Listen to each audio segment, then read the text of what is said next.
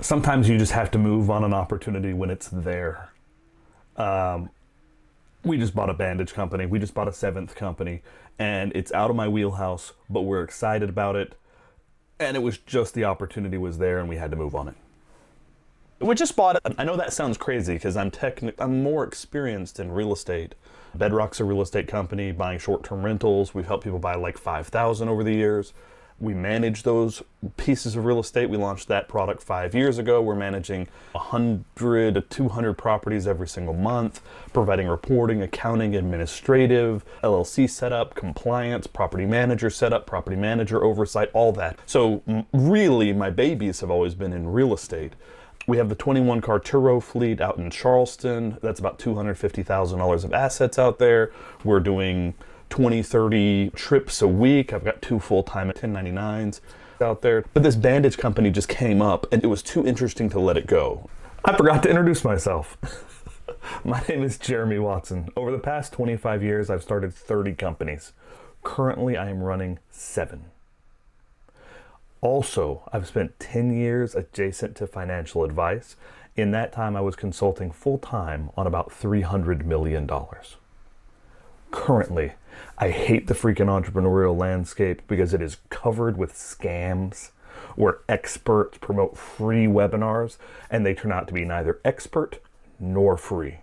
If you pair that with the fact that currently capital creation is very difficult and expense stacks for entrepreneurs are as high as they've ever been, it's a really scary place to start companies. My goal with this channel is to let you follow along and watch as I build 7. I'm going to share as much good knowledge as I can for free, hopefully to do some good in the world while sharing some interesting stuff. If that interests you, follow along. I appreciate you watching. My older brother had the idea for this Bandage company, and he laid down his motorcycle and got road rash really bad on his arm.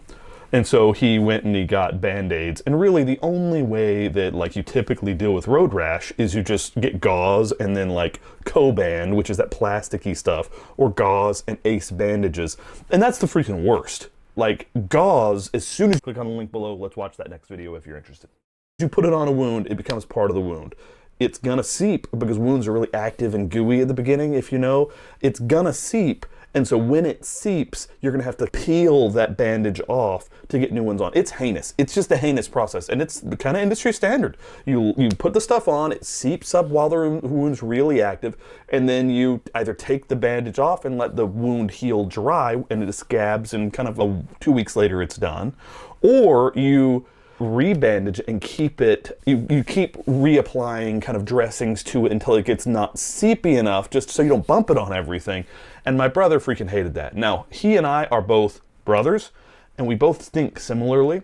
And I love looking outside the box and trying to find like a solution. I love a business. And so he did the same approach I would. He kept going to medical supply stores, and then he started ordering different things off Amazon. Like he tried foam bandages and hydrocolloidal bandages and spray bandages, and he just kept trying stuff. And the bandages that he put on a bandage one day called a hydrocolloidal, and they are, I should be doing a screen share. So he ran into pretty early on in his research what is called a hydrocolloidal bandage. Now those bandages, you might have seen them. They look like this. Right, they look like this. They're sticky and they have a little bit of gel inside, specifically to keep a wound moist. And the theory behind moist healing is that your body actually does its best work if you can keep the wound wet. And if you can keep the wound wet, it means that it can skip the scarring completely. It can bring in all the blood cells and all the crap, and it can knit the wound back together, and it never has to scab. And then scabbing has to heal underneath the scab. But if anyone's ever had a scab, you're constantly bumping on stuff and you move your arm funny and it breaks that scab. So then it has to re-scab to re-heal. Plus it's obnoxious. Like scabbing is like our body's best effort. But really for an abrasion, if you could just keep that wet the whole time, the body would be like, okay, send all the troops, fix that abrasion. And if you don't, if you can create an artificial scab then the healing will occur underneath. And if that artificial scab isn't constantly getting broken and crap in it, then it'll heal a lot faster. And so he tried in his grand effort to figure out which Band-Aid was working best. He tried a hydrocolloidal bandage. Now these bandages, for the most part, are used for like shallow diabetic ulcers and bed sores. And they're meant for, and that's really where you buy them, for shallow diabetic ulcers and bed sores. And so he found one, put it on. He's always bumping himself. He was like the assistant coach for his son's mountain biking team, and so they were always getting banged up. And truthfully, I ride enough mountain bikes as my hobby to know that you just get torn up. Like I wrecked the other day and just ended up all torn up. And when you mountain bike enough, you don't just go straight to the emergency room. You got to figure out how to deal with it, because I can't be dropping $1.5 grand every time I do something stupid and get a little torn up. Like I can't be dropping $1.5 grand every time. And so you just figure, hey, this is the sport I've chosen, like climbing, mountain biking, anything really active where you just get some abrasions. He was doing that, and he was getting a lot of abrasions. He found hydrocolloidals, he put one on, and like a week later it was healed. Like baby pink skin, super, super fast. And so he's, holy crap. And so he started doing a bunch of hydrocolloidal, different types of bandages. And the problems really with hydrocolloidals are, number one, the entire bottom of these bandages are adhesive. All right, so they'll go on a wound and they'll stay there and they seal around and the whole thing is adhesive, but they don't have an adhesive strip to go along with that. And he wanted an outside adhesive strip that doesn't deactivate with sweat, because the center part is adhesive on a hydrocolloidal. The gel is sticky, but as soon as it gets wet with a lot of heavy oil or with the goo coming out of a wound, it'll delaminate from your skin. It'll come up. And so he hated that. He wanted it to stay on the skin even if it was an active wound, because in the first couple days, it's producing all sorts of crap to combat it and knit it back together. And so he needed like a strip outside of it that's adhesive specifically, that wasn't going to delaminate because of the hydrocolloidal gel. Those products, he just couldn't find one, because that's not the way that a typical hydrocolloidal bandage is built. It's built to be sticky all the way across, but it's got no kind of adhesive only layer that doesn't come away from your skin immediately, right? So he tried to find those, and he ended up just saying, okay, I'm going to build it. So he built a brand, Crash Pads. This is the Band-Aid company that he has ran for 8 years, and he sold it to me just last week. So Crash Pads was a really interesting concept. Hey, we're gonna create an active use bandage. We're gonna get them printed. We're gonna get them shipped in. We're gonna send them to Amazon, and we're gonna see if people buy them. Now he's done like 250,000 units of this, and over the life of Crash Pads, it's been interesting. I've even got video. I don't know where it is. Yeah, I've got this video that I should stitch in or something. When he first did Crash Pads, he actually did a belt sander test, which I thought was awesome. I think it's like the ultimate way to market this product. And so he actually, in his house, set up 2 belt sanders and belt sanded his forearms, just so that he could show a time lapse of healing with Crash Pads and with traditional kind of gauze bandages. Sorry, I drank something and now I'm coughing. So he actually belt sanded both forearms. We'll eventually release that video. He never released the video for whatever reason. But he's got time lapse of like, how do you treat these wounds and how does the Crash Pads work? It was fantastic. I thought it was an awesome marketing piece. It's meat in the game. I thought it was awesome. He, my brother, is awesome. And he's also got a really good career on top of this. And so like in many ways, having a great career is like the antithesis of being an entrepreneur. Because being an entrepreneur, I've burnt my boats, right? I burnt my boats a long time ago. I left college after I got my associates.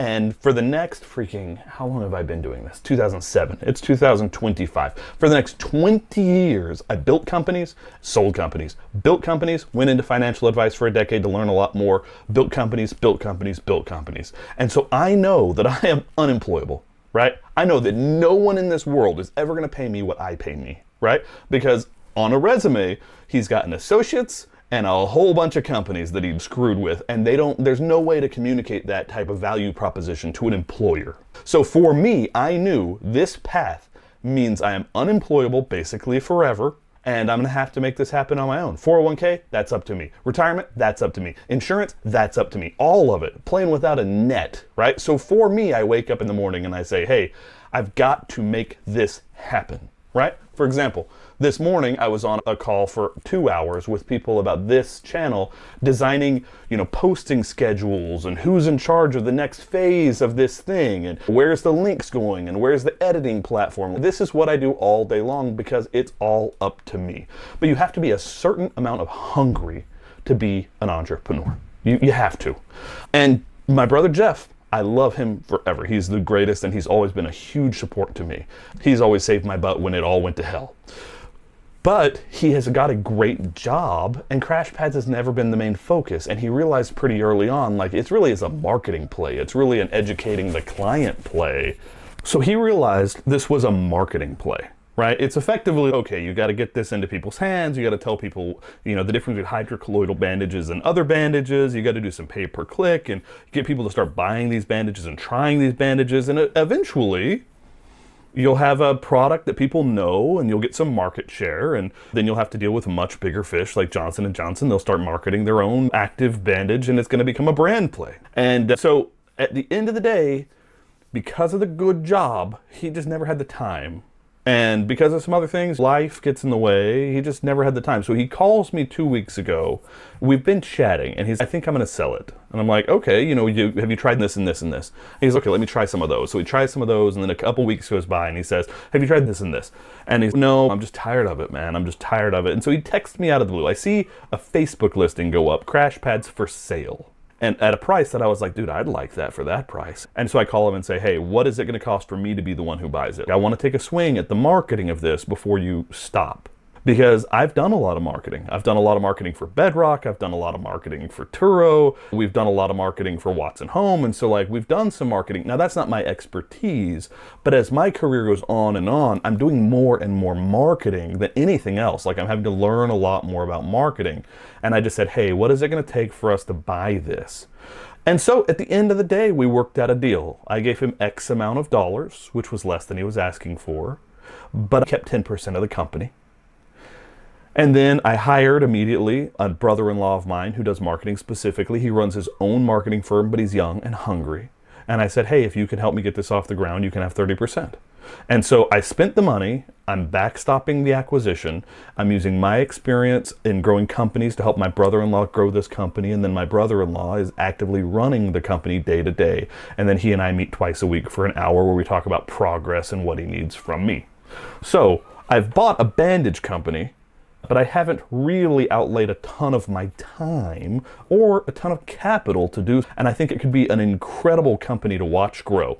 And so we're going to catalog the process, let you guys see. It's the first time I've ever done an inventory-based company. It's the first time I've ever had to work with building a distribution network. It's the fourth time I've done something on Amazon specifically. But I'm excited about this one. I see there are margins. It has some weaknesses, like any company does. So it's not like I couldn't pay $3 million for this company. And the reason for that is there's no defense of the asset. There's no defense. I don't have a utility patent for a hydrocolloidal bandage. It's really a brand that we bought. And the printing and all the pieces and the inventory. We've just placed our next order. And there were some things I wanted to address right away. Number one, this assortment bothers me. And I told Jeff that when I first saw the assortment. 2 larges, which are they? The large Band-Aids are 6 inches by 6 inches. If you see this piece of paper, I just drew these out so I would have a reference. Like the larges are 6 inches by 6 inches. The mediums are 4 inches by 4 inches, and the smalls are 2 inches by 2 inches-ish. They're in centimeters, so they're close to those numbers. And so if someone bought this assorted package, they would be getting 2 large bandages, very useful. I've put them on myself when I gave myself this big raunch by wrecking a 1-wheel onto some concrete. Not cool. The smalls or the mediums, I think this is 2 medium. No, so large, medium, small. The mediums are good size, like 4 inches by 4 inches isn't nothing, but I just felt like it was, okay, I can use it. And then the smalls I thought were useless. right? I could not, like, I was raunched all the way over my elbow. I went off a mountain the other day and ended up with a big, huge, long thing.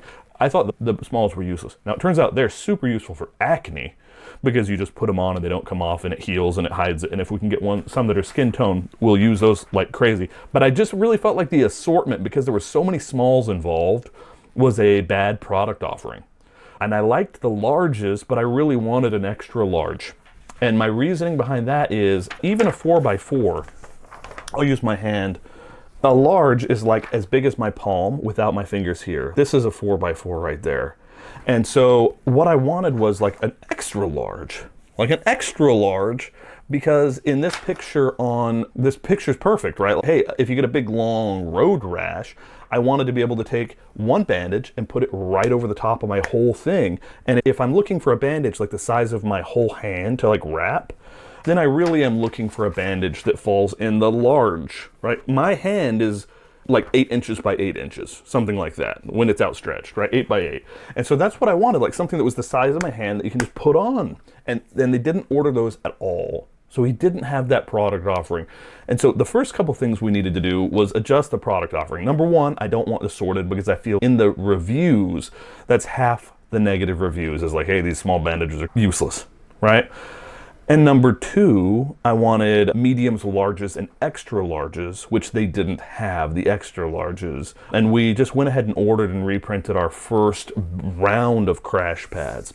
But beyond all that, the real play for this is getting them into people's hands, which is, we've got to work with a distributor, right? It can't be sold only on Amazon. And that's the way they've been sold historically, is only on Amazon.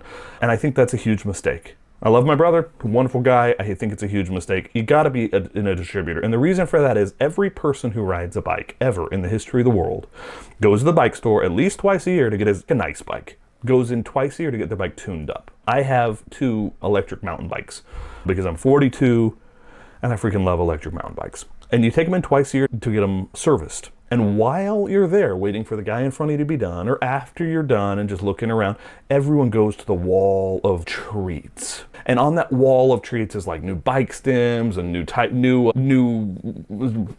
padded shorts and new helmets and new gears and new levers, new derailleurs. There's like everything. And I always stand there, I'm like, oh, I guess I could use that to wash my chain. You fill this thing with soap and water and you crank it and it washes your chain. I'm like, I wonder if I should be washing my chain more. You just stand there and you look at this mass, the sea of adult treats, right?